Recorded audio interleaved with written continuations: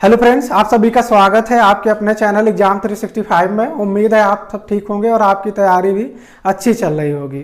आइए देखते हैं आज के करंट अफेयर्स। आज की डेट में जितने भी इंपॉर्टेंट करंट अफेयर्स बन सकते हैं उन सबको हम लोग डिस्कस करते हैं। जैसा कि आपको मालूम है, प्रतिदिन रोज सुबह आपको 7 से 8 के बीच में उस दिन के जितने भी इंपॉर्टेंट करंट अफेयर्स होते हैं वो हमारे चैनल के माध्यम से प्रोवाइड कराए जाते हैं। तो आइए देखते हैं आज के करंट अफेयर्स। हेलो फ्रेंड्स, आज है 28 जून 2020। तो आज की डेट से जितने भी महत्वपूर्ण करंट अफेयर्स बन सकते हैं वो सब हम लोग डिस्कस करेंगे। तो आइए देखते हैं। पहला प्रश्न है, हाल ही में किसे TIFF 2020 के एम्बेसडर में शामिल किया गया है? ऑप्शन इसका डी सही है, ए और बी दोनों, प्रियंका चोपड़ा और अनुराग कश्यप को। बॉलीवुड अभिनेत्री प्रियंका चोपड़ा और फिल्म निर्माता अनुराग कश्यप का नाम TIFF 2020 के 45वें संस्करण में के 50 एम्बेसडर्स में शामिल किया गया है।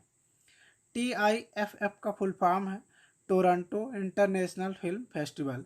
इसकी स्थापना कब हुई थी? 1976 में। मुख्यालय इसका कहाँ है? टोरंटो कनाडा में।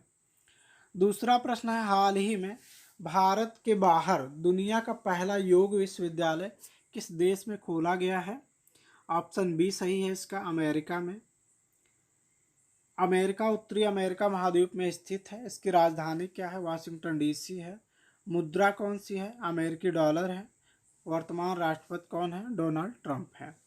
अमेरिका की स्पेस एजेंसी का नाम क्या है? नासा है, जिसका मुख्यालय वाशिंगटन DC में है। अमेरिका की संसद का नाम क्या है? कांग्रेस है। तीसरा प्रश्न है, हाल ही में किसने फेसबुक जादू को जियो प्लेटफार्मों में हिस्सेदारी के अधिग्रहण को मंजूरी दी है? CCI ने। जादू होल्डिंग्स LLC एक नई निगमित कंपनी है जो फेसबुक की अप्रत्यक्ष पूर्ण स्वामित्व वाली सहायक कंपनी है। इसका उद्देश्य पूरे देश में उच्च गुणवत्ता वाली सस्ती डिजिटल सेवाएं प्रदान करना है। CCI का फुल फॉर्म है कंपटीशन कमीशन ऑफ इंडिया, भारतीय प्रतिस्पर्धा आयोग। स्थापना इसकी कब हुई थी? 14 अक्टूबर 2003 को। मुख्यालय इसका कहाँ है? नई दिल्ली में है। चेयरमैन कौन है? अशोक गुप्ता है और सेक्रेटरी कौन है? PK सिंह है।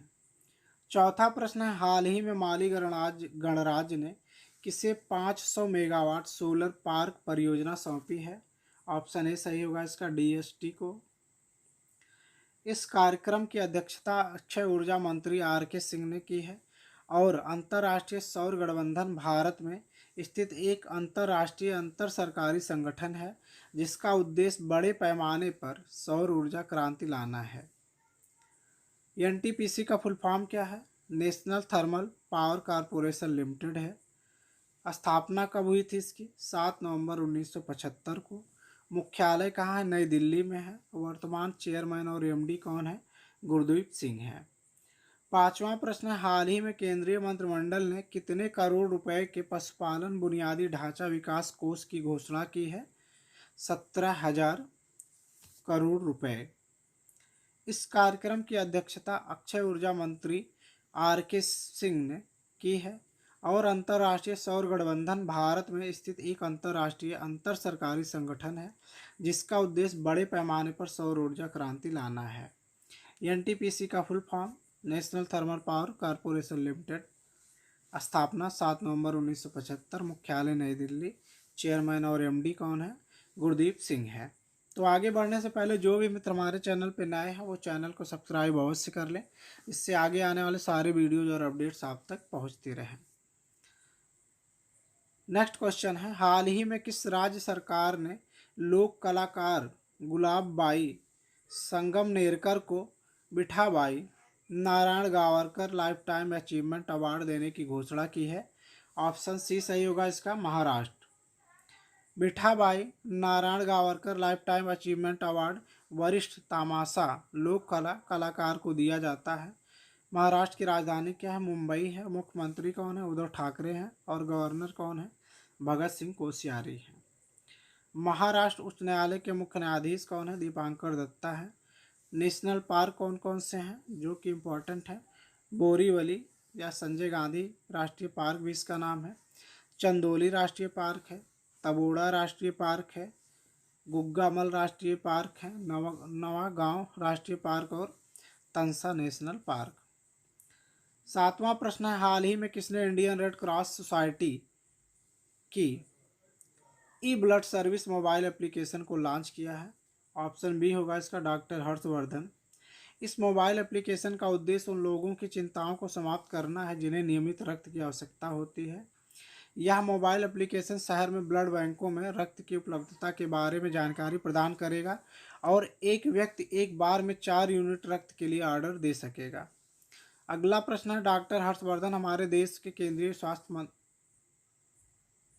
इसी में स्टेटमेंट है आगे, डॉक्टर हर्षवर्धन हमारे देश के केंद्रीय स्वास्थ्य और परिवार कल्याण मंत्री हैं।